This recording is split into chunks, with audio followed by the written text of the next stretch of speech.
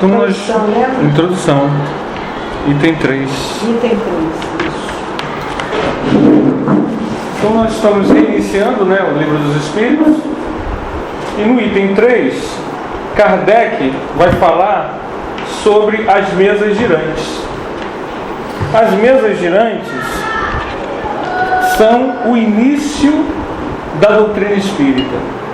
A doutrina espírita ela surge no mundo através do fenômeno.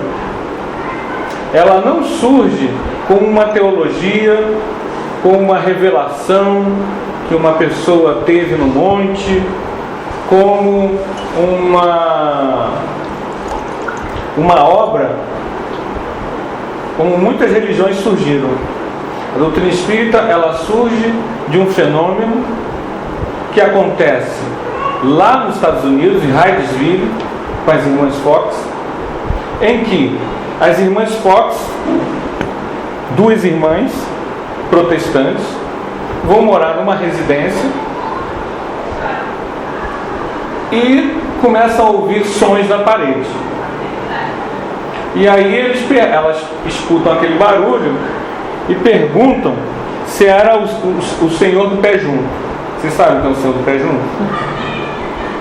É uma expressão americana protestante que...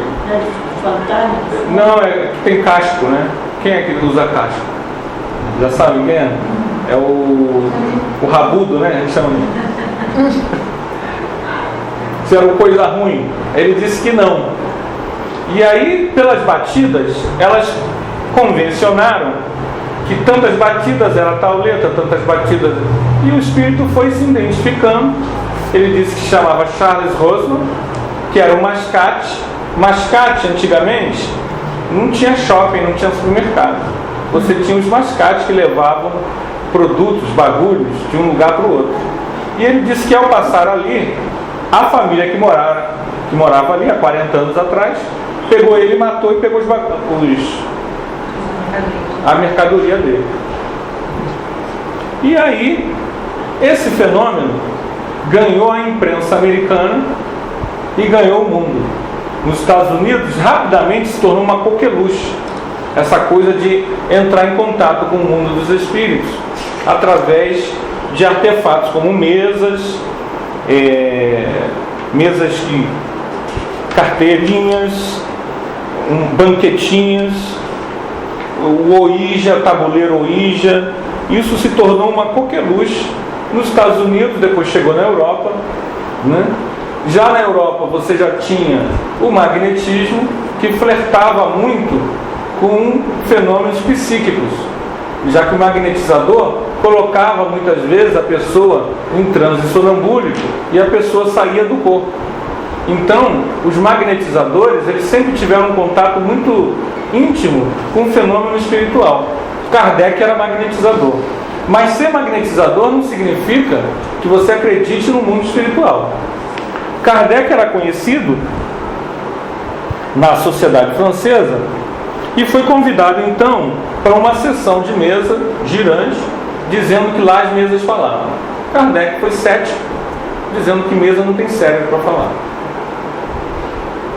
E o que acontece quando Kardec chega lá? Ele percebe que o fenômeno era verdadeiro, era autêntico, não era algo inventado, camuflado, manipulado.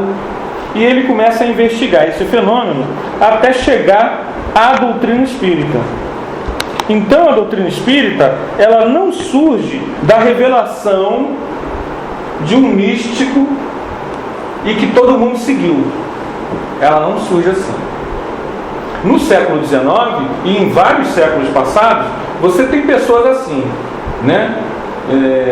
na história, chama-se messianismo.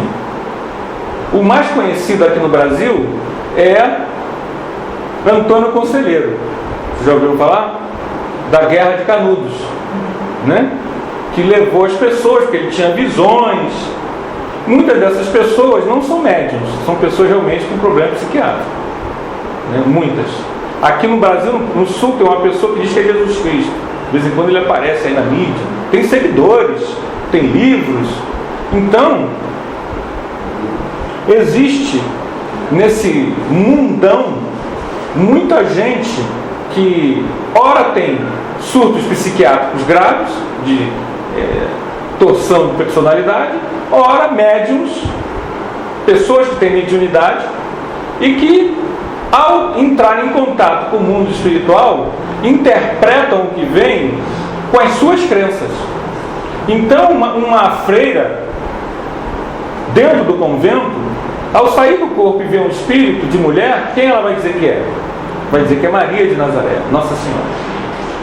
Então, a pessoa comete erros, né, de interpretação.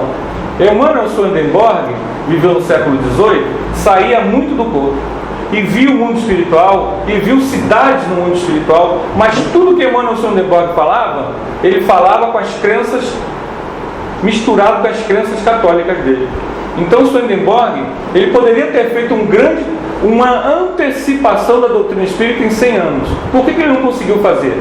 Porque os livros de Swedenborg, ele cunhou vários livros, são livros que falam de céu, inferno, são livros muito misturados com as crendices medievais humanas.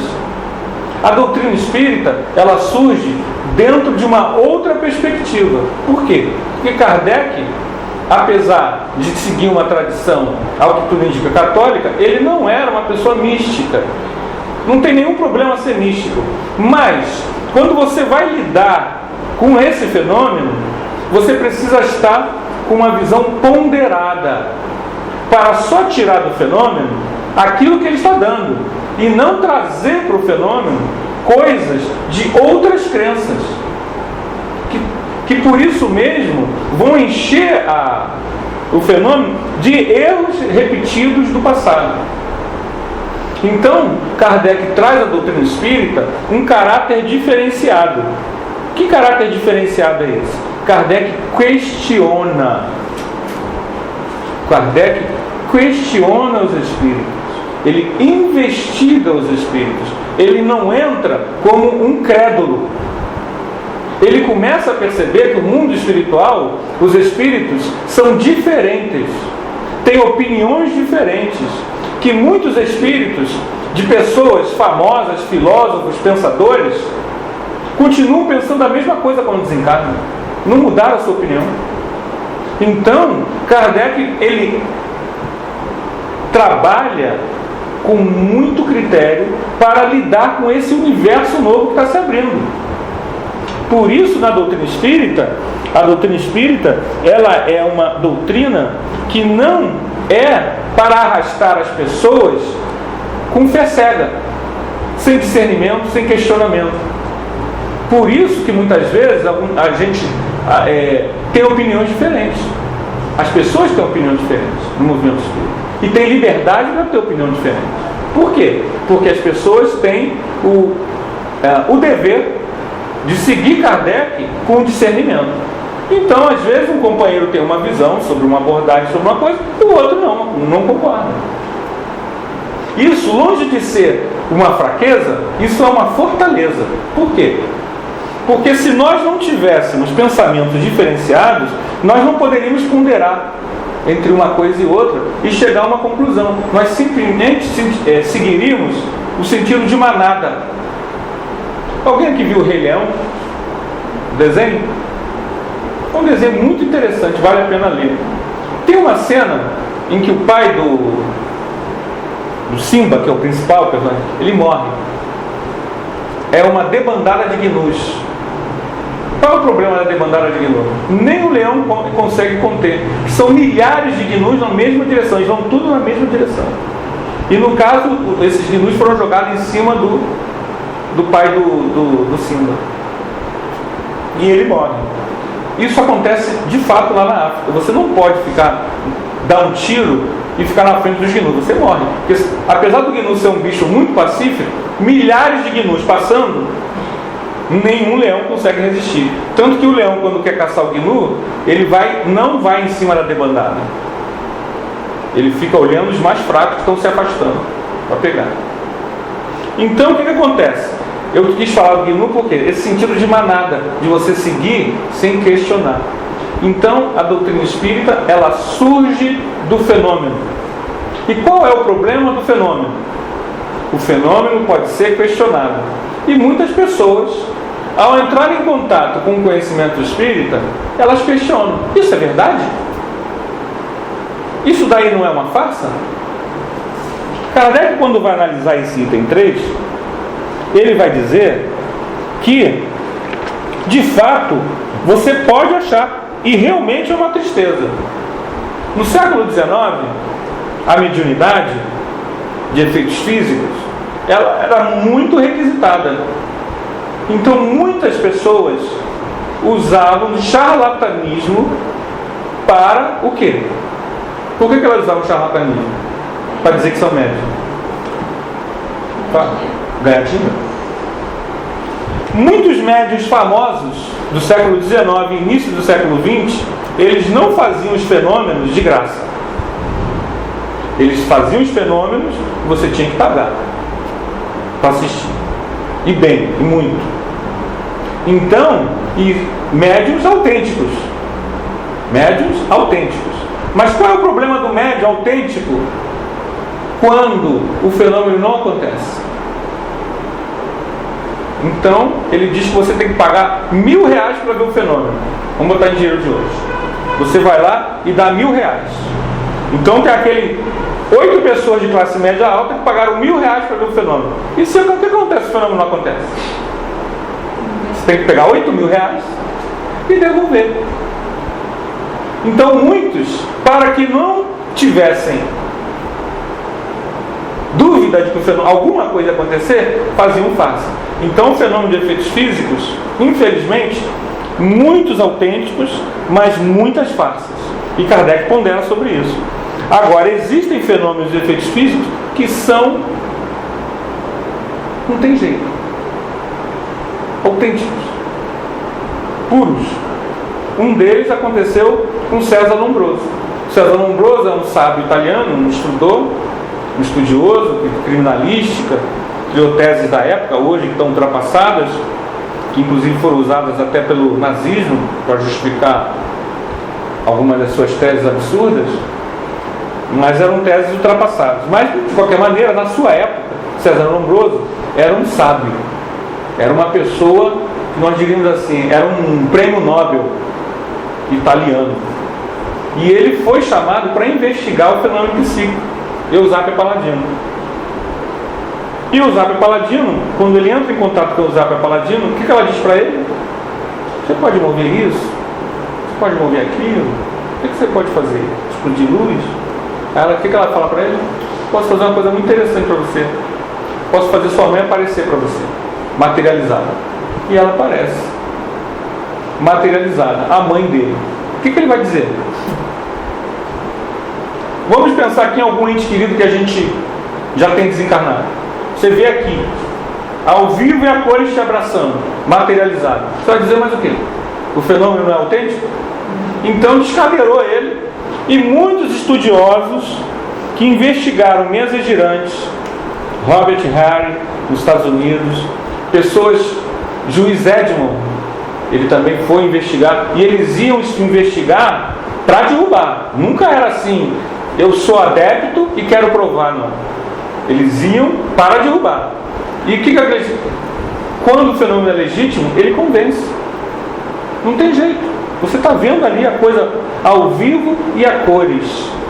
Então essas pessoas que escreveram livros que não foram contra o fenômeno espírita. Eles criaram livros que foram a favor, defendendo a realidade do mundo espírita. Então, é interessante que nós, sempre que pudermos, ler esses livros clássicos. Por quê? Porque nós precisamos entender que a doutrina espírita, ela não se radica só num pé. Muitas vezes a gente só pensa na doutrina espírita como religião. E ela é um tripé. Ela tem 3 aspectos. E se você pensa na doutrina espírita como religião, é como se fosse uma outra religião.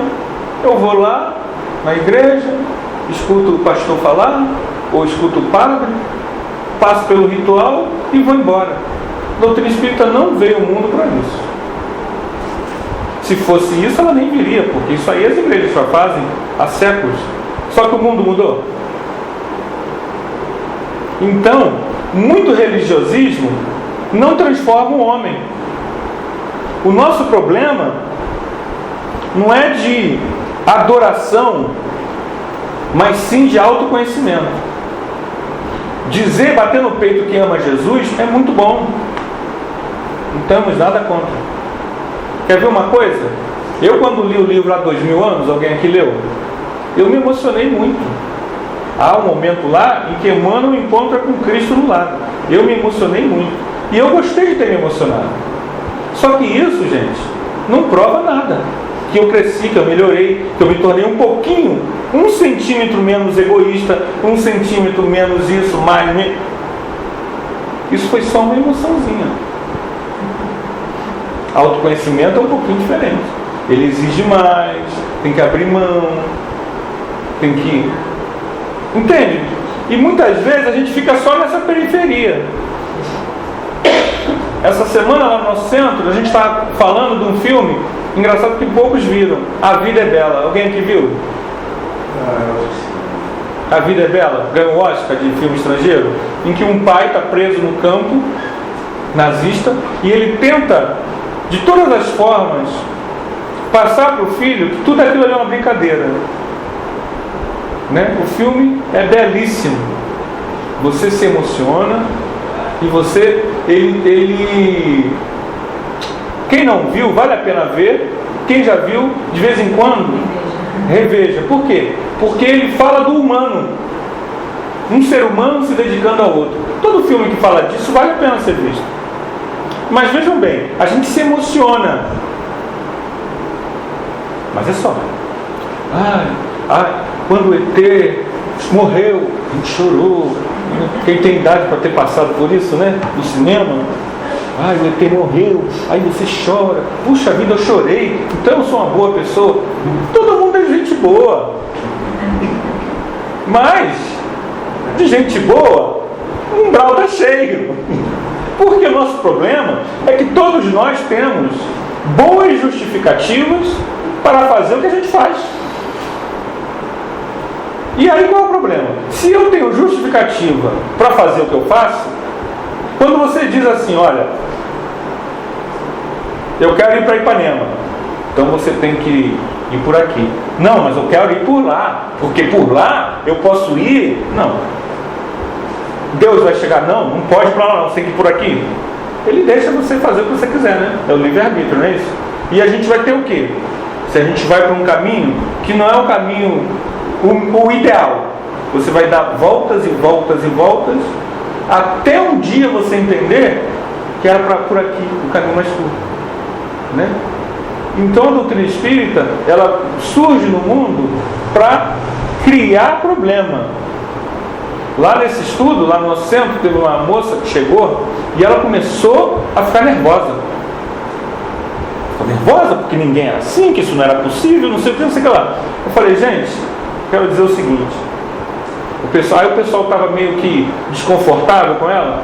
Eu falei, gente, eu quero dizer o seguinte, esse é o grande momento do estudo, quando alguém fica inquieto com essas informações. Porque a gente, quando está lá dormindo, muito bom, ou aplaudindo, e aquilo passa e...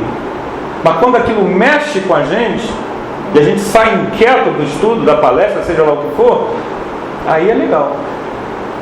Porque aquilo ali mexeu com você.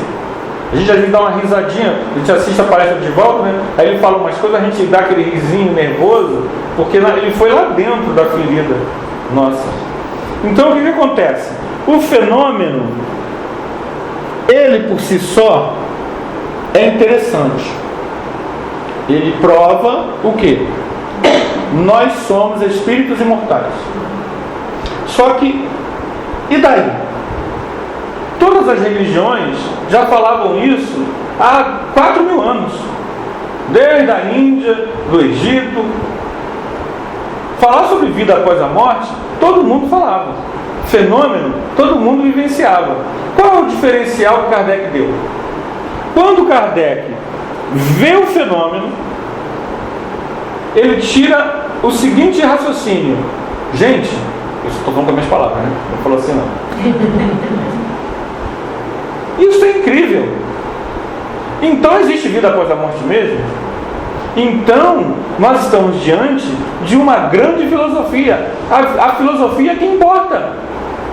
Porque a partir daí eu vou saber o que eu sou, por que eu estou aqui, de onde eu venho e para onde eu vou. São perguntas filosóficas antigas, tem muitas respostas por aí. Mas a doutrina espírita vai trazer uma resposta embasada não na crendice, não na teologia, não no livro sagrado, mas na vivência espiritual. Você começa a vivenciar, a entrar em contato com esse outro aspecto que era totalmente desconhecido. E esse outro aspecto vai revelar a necessidade de uma moral que já estava caindo por terra. Por quê? Ela estava caindo por terra? Porque ela se justificava na autoridade de um religioso ou de um livro sagrado. Ela não se justificava pela saúde, pelo bem-estar, pelo equilíbrio social. Não. Ela se equilibrava pelo Papa, que tem, se você olhar a história dos papas, né, tem muita carnificina, muita violência, muita guerra, muita disputa de terra, ou por outras religiões que não eram menos pacíficas. Então, na Europa, já no século XIX, entre a classe média, o que havia? Um ceticismo muito grande.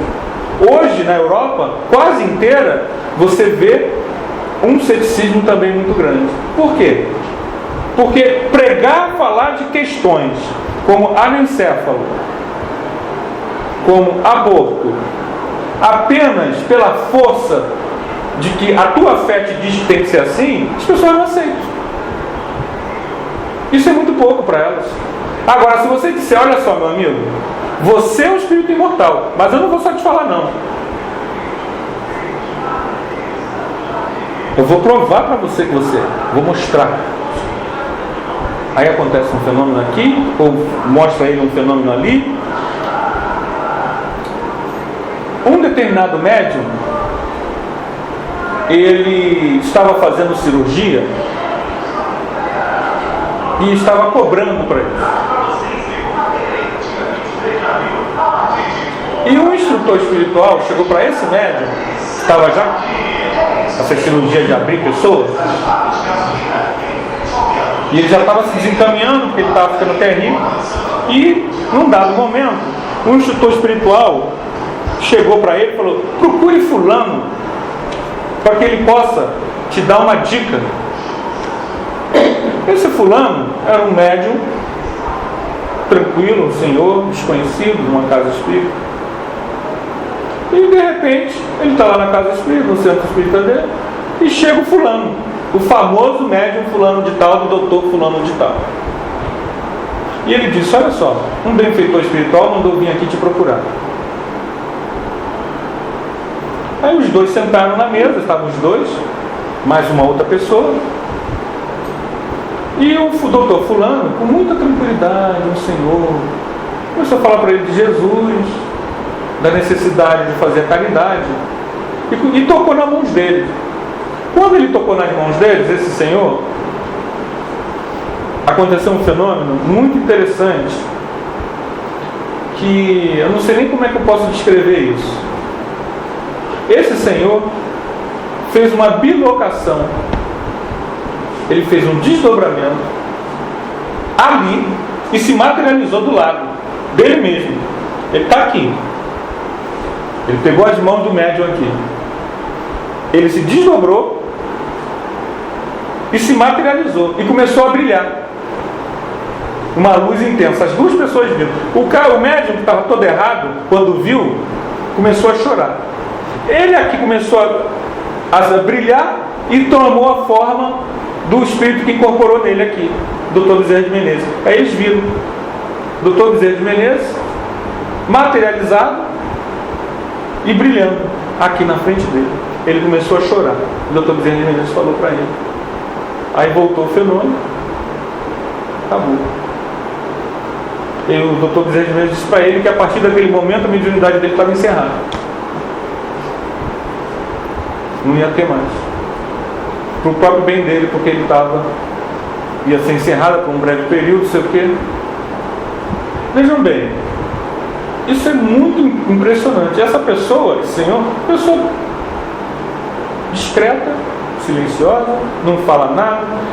Os mentores é que fizeram todo o trabalho para que ele pudesse o quê? Ele estava, apesar de ser médium, ele não tinha consciência que era médium, e ele nem acreditava direito que aquilo era tudo verdade. Ele achava que aquilo tudo era tudo que... Entendeu? Ele queria tirar lucro pessoal daquilo. Quando ele viu o quê? Isso tudo é verdade. O doutor Bezerra de Menezes não é uma invenção de alguém. Isso não é fantasia. A gente não está falando, estamos brincando de coisa séria. Nosso lar existe. Emmanuel existe. E o caminho da luz é esse caminho dessa mensagem. Não é um caminho fácil. O que a mensagem diz? Se prestar atenção, solidão. E ninguém quer ficar só. A gente quer ficar no meio da multidão. Só que quando você começa a entender que essa realidade espiritual, ela não é um mundo de fantasia. Eu sou um espírito imortal, eu vou sobreviver mesmo após a morte, e eu vou sofrer as consequências mesmo dos meus atos, dos meus sentimentos, dos meus pensamentos.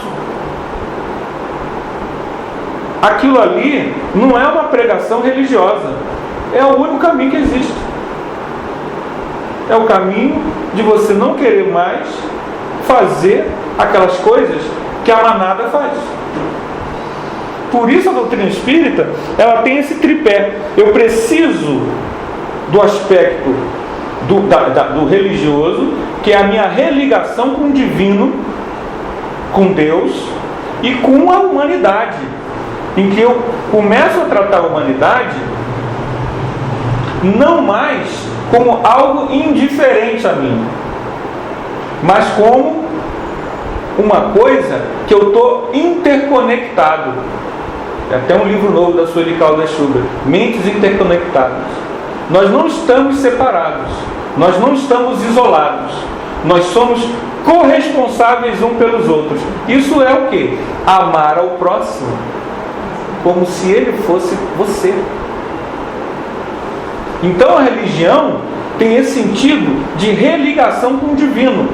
Emmanuel tem não é de Emmanuel, desenvolve esse raciocínio evangélico, que o raciocínio evangélico diz assim no Novo Testamento: se você diz que ama a Deus, que não vê, como é que você não ama a criação de Deus que você vê? É uma incongruência e uma incoerência nossa, que nós precisamos trabalhar. Não vamos sair daqui com poucas informações já amando todo mundo. Aí entra um outro aspecto da doutrina espírita, que é o aspecto filosófico. Qual é? O que é filosofia? Filosofia é amor à sabedoria. Os antigos filósofos gregos, eles não eram teóricos acadêmicos de universidade. É diferente. Eles eram pessoas que buscavam a sabedoria para vivenciá-la. Porque quando eu amo uma verdade, eu procuro vivê-la. Eu me torno uno com ela. Eu procuro me identificar com ela. Então a filosofia é esse amor à sabedoria que vai me levar, eu quero o autoconhecimento. E se eu quero o autoconhecimento, eu não vou criar o que na psicologia e na filosofia chama de mecanismo de defesa do ego, que é aquilo que eu comecei falando, justificativas que nós criamos para não mudar nada na nossa vida. Todos nós temos isso. O nosso problema é o seguinte: quanto mais eu sei que eu tenho isso, melhor. Por quê? Porque eu começo a, em vez de só olhar para o outro, eu começo a me interrogar a mim mesmo. Poderia ter agido de outra forma? posso ser melhor? Posso sentir melhor nessa situação? O Livro dos Espíritos, no item 919, traz uma técnica muito interessante de Santo Agostinho, que é da investigação noturna. À noite, eu ponderar, repensar o meu dia. Mas isso só vai ser autêntico se eu tiver atrelado o lado que nós chamamos aspecto científico, que são esse conjunto de provas que todo dia a gente tem do fenômeno espírita, que mostram o seguinte: eu não sou esse corpo físico. Uma das experiências mais impressionantes que uma pessoa pode ter, eu tive, não sei, acredito que outras pessoas aqui tiveram também, é você ver o seu próprio corpo físico. É você olhar e ver que você não é aquele corpo físico. Que você está vivo olhando para o teu corpo físico. E que algum dia aquele corpo físico vai morrer. Você está olhando ali, ele respirando, e você está vendo ele. Ele não é você.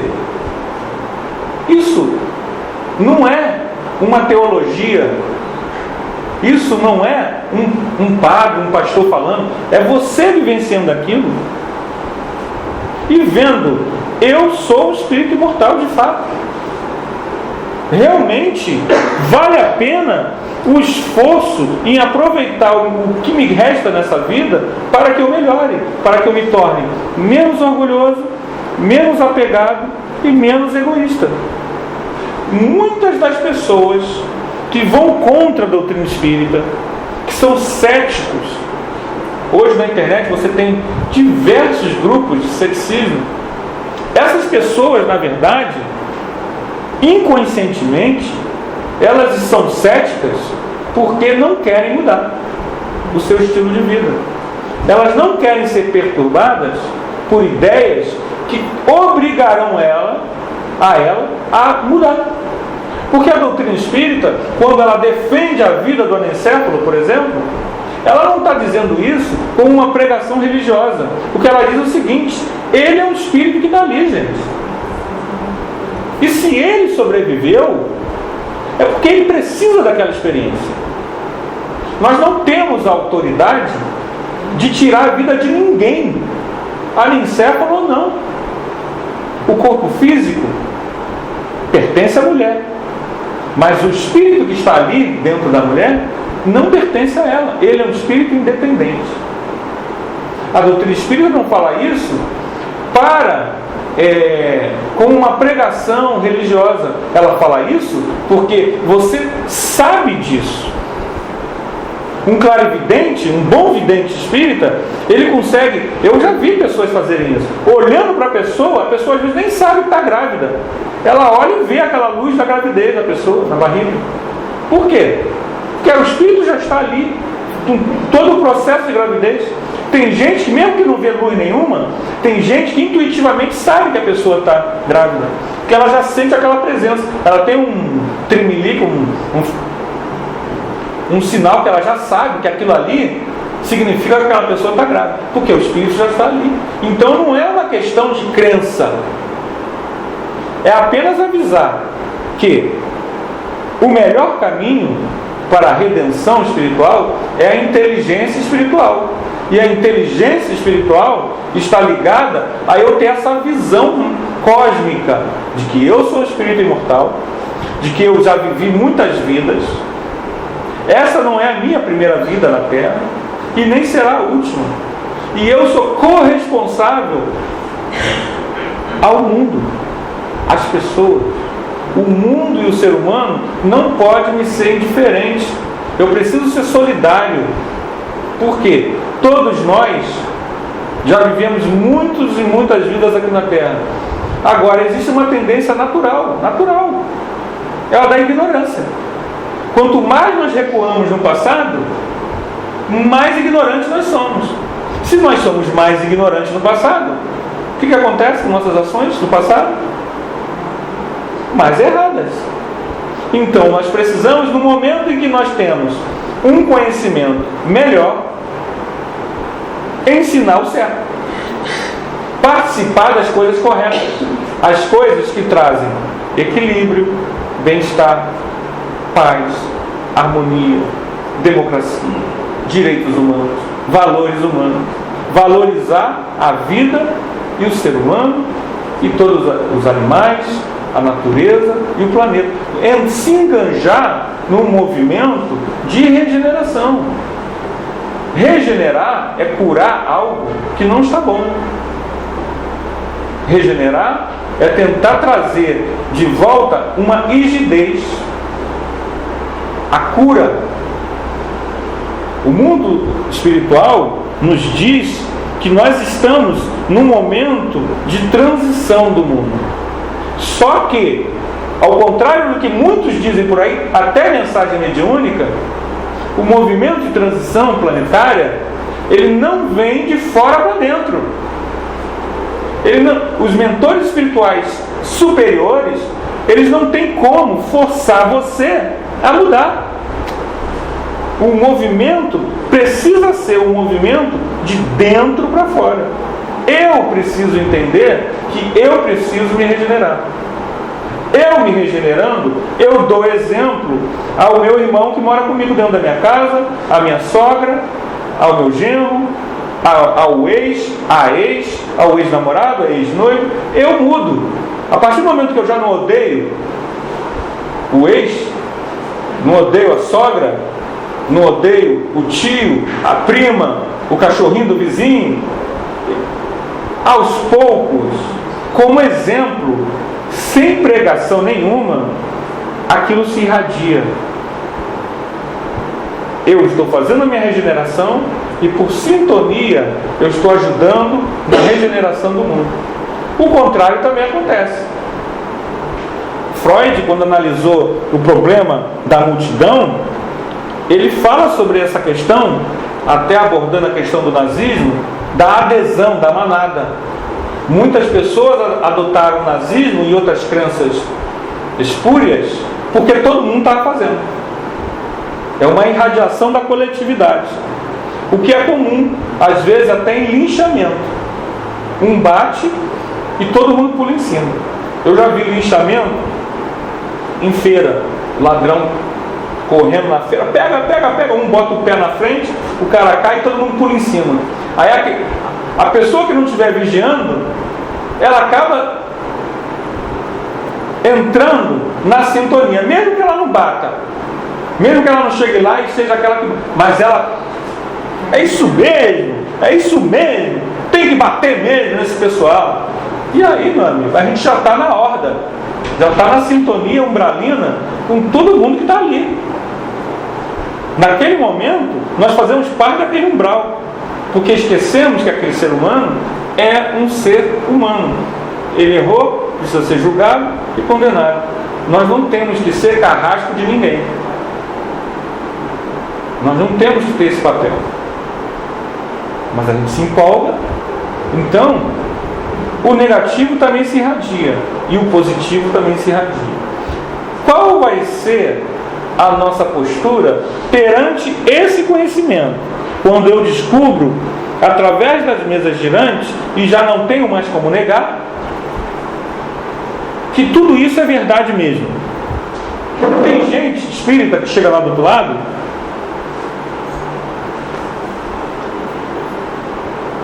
e se surpreende. Sabe com o quê? Sabe qual é a grande surpresa? E era tudo verdade mesmo, gente. Às vezes o cara ficou 30 anos fazendo palestra de casa espírita. Mas aquilo era uma verdade teórica, distante. Uma religião dessas antigas que ele repetiu há 5.000 anos que ele faz aquilo. Não era algo que ele pegou aquele conhecimento e colocou no meio da vida dele, do coração dele, da alma dele, para transformá-lo. Aí ele se surpreende. Aí você acorda, está lá na cama. Que hospital é esse? Me transferiram? Minha mulher transferiu, não me falou nada? Aí vem a tua mãe, a tua avó. Aí diz, caramba, essa doença meu olho, minha vidência abriu. Vou botar o óculos de novo. Vovó, a senhora aqui? Será que ela me escuta? Será que é um espírito que eu estou vendo? Aí ela chega, ô rapaz, você não é vidente não, você já está aqui agora. Não é evidência não. Aí você, é verdade mesmo? Eu podia ter feito isso, eu podia ter feito aquilo, né? Eu poderia ter perdoado, eu poderia ter aberto a mão disso, daquilo. Por quê? Por que a gente não fez isso? Se eu soubesse, tem uma série de livros antigos, mediúnicos, tem esse título, se eu soubesse. No fundo, a gente diz assim, tem gente que não sabia de nada, mas o espírita sabe. Então o espírita, ele não tem desculpa. Vou dizer uma coisa para vocês, ninguém tem desculpa. Mesmo esses espíritos que chegam dizendo, se eu soubesse, sinto muito, eles tinham oportunidade de saber se quisessem. Eles não souberam porque não buscaram, porque não interessava, porque não prestaram atenção. Tem um conhecido meu que ele se tornou espírita da seguinte forma: ele conversando com um amigo no bar, o amigo chegou para ele, você sabia que a gente está aqui conversando e tem espíritos por aí? É mesmo? É. O que ele fez depois dessa informação? Correu atrás e se tornou espírita. Hoje está com 70 anos, fundou uma casa espírita lá na Bahia e é espírita até hoje. Então essa coisa de, se eu soubesse, na verdade não é bem isso não, gente. É mecanismo de defesa. A gente tem contato com uma série de informações. Quem não viu gostos precisa ser espírita. Há movimentos mediúnicos no mundo todo. Quem não viu gosto? Tem gente que vê gosto e se interessa. Puxa, será que isso é verdade? Tem gente que vê gosto. Além da eternidade, Amor além da vida, esses filmes, eles trazem um grande benefício. Qual é o benefício? De trazer informações que a gente sabe que são reais, autênticas. Tem todo um caráter hollywoodiano, mas aquelas pessoas que tiverem interesse realmente em aprofundar o seu autoconhecimento, elas não poderão dizer assim, se eu soubesse. Elas não souberam porque não quiseram, porque a oportunidade chegou a elas, chegou, bateu a porta. Elas usaram o livre-arbítrio para outras coisas. Então essa coisa de o espírita vai ter mais responsabilidade. Ele tem responsabilidade sim, mas todo mundo também tem.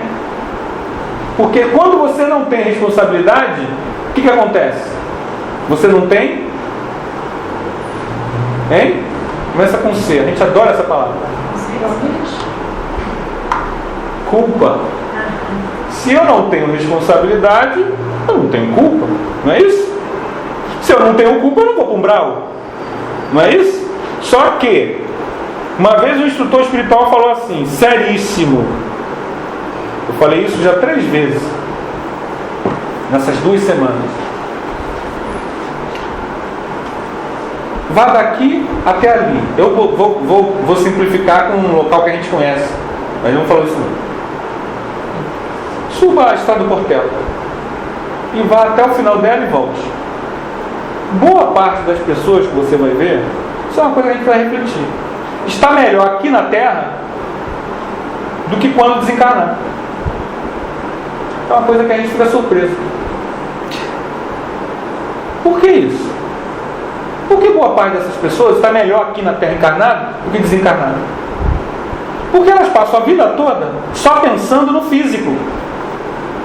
Elas não têm nenhuma reflexão sobre humanidade, amor ao próximo. Não é questão de ser espírita não, de solidariedade, de sensibilidade. Ela passa o tempo todo pensando nela e no umbigo dela. Esse tipo de pessoa, quando desencarna, sofre, porque perde as referências dela. Então, gente, se ela não tivesse responsabilidade, ela não sofreria. Há pouco tempo eu estava lendo, tem uma série de livros novos do Chico, editados por uma editora lá acho que é de Minas, que são mensagens, um livro dessa grossura. Um é de Emmanuel, psicografia do Chico, no culto do Evangelho lá, da família, agora esqueci o nome, tem mensagem de Emmanuel e de Neio Lúcio. Neio Lúcio, ele participa do livro 50 anos depois, não, perdão, se não me engano, no lá 2000 anos, junto com Emmanuel, e depois ele participa nos 50 anos depois, tá? E essa família que o Chico trabalhou lá em Pedro Leopoldo, né? Todos eles estão ligados a esse livro 50 anos depois, tá? Muitos personagens no livro 50 anos depois, 50 anos depois que é a história de Célia, estão reencarnados lá em Pedro Leopoldo, junto com essa família. Então eles lançaram 2, 3 livros que eram psicografias de Emmanuel e de Neio Lúcio. E mensagem geralmente familiar, de culto do Evangelho no Lar, que Chico participava e psicografava. E lá essa semana passada eu estava lendo, e o Neio Lúcio disse que acompanhou eles, a visita que eles fizeram de turismo ao Vale do Jequitinhonha. O Vale do Jequitinhonha é um local mais ao norte de Minas Gerais, agreste, e ele disse que realmente a paisagem física era muito bonita, mas a paisagem espiritual era muito interessante também, porque lá havia uma série de índios desencarnados, vivendo como índios, mantendo a mesma postura que tinham quando em vida. Eles não estão sofrendo, eles ainda estão num processo evolutivo em que aquilo ali é o que eles podem reproduzir. Eles estão sofrendo? Então eles não têm culpa. Eles estão simplesmente vivendo o momento evolutivo deles. Então esses índios vão renascer e vão continuar ainda presos àquela tradição.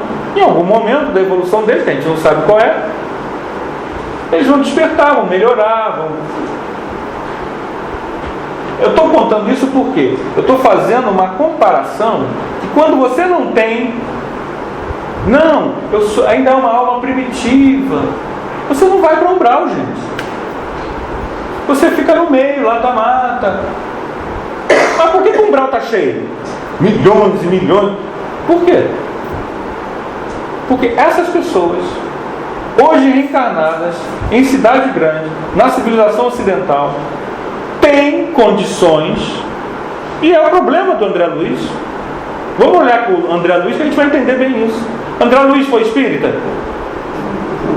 Porque às vezes a gente tem uma tendência, tem muito livro aí psicografado, só querer martirizar os espíritas.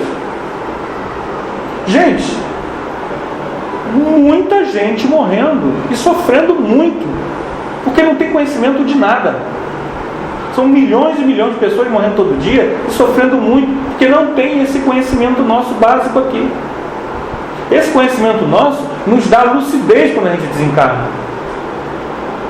Quantos e quantos espíritos dizem: caramba, aquele conhecimento da palestra ali, como aquilo me ajudou na hora do momento de desencarne?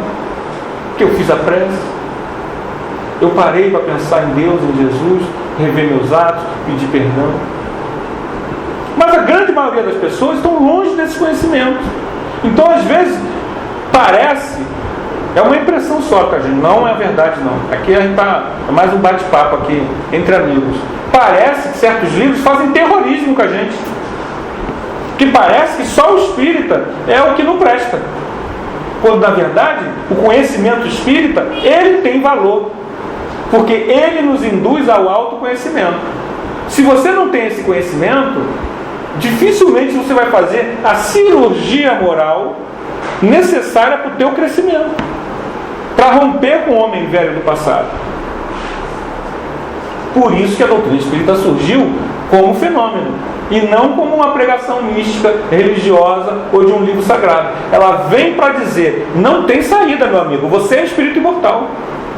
Você é um espírito imortal. Faça o que você quiser, mas olha só, tudo que você fizer, você é responsável.